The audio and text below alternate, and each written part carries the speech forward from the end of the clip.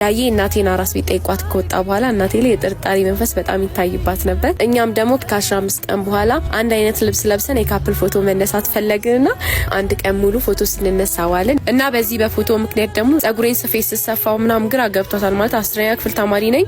ሃይ ስኩል ላይ ደግሞ ዊግ መሰራት አይቻልም። ሁኔታዎች ግራ ገብቷታል፣ ግን ዝም ብላኝ ነበር። ብቻ ያንን ፎቶ ተነሳን። የተነሳነው ፎቶ ከላይ ለጥፍላችኋለሁ።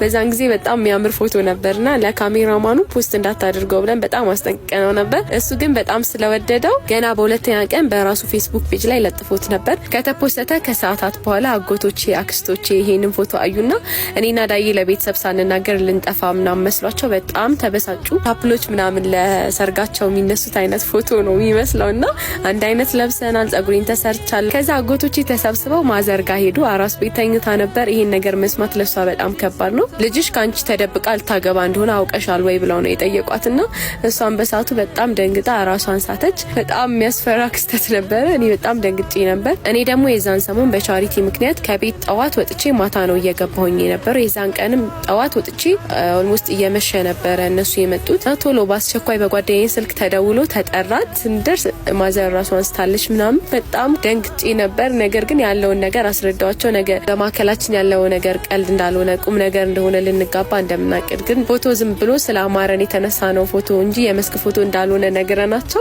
በዛ መልኩ ነበር ቤት የታወቀብኝ። ፋዘር ባያቅም አጎቶቼም እናቴም ሁሉም አውቀው በጣም ተናደውብኝ ነበር። ነገር ግን እናቴም ዳዬን ስለምትወደው እኔና እሱ መሀል ያለውን ግንኙነት ለማስቆም አልፈለገችም። እስኪ ጸልይበታለሁ፣ አንቺም ጸልይበትና እግዚአብሔር የሚልሽን ነገር አዳምጪ ያለችኝ። ከዛ ከ2 አመት በኋላ 12ኛ ክፍል ጨርሼ ዳዬን አገባሁት። ይሄን የመሰለ ትዳር መስርተን እየኖር ነው። ይሄን ይመስላል ታሪካችን። እናመሰግናለን። ባይ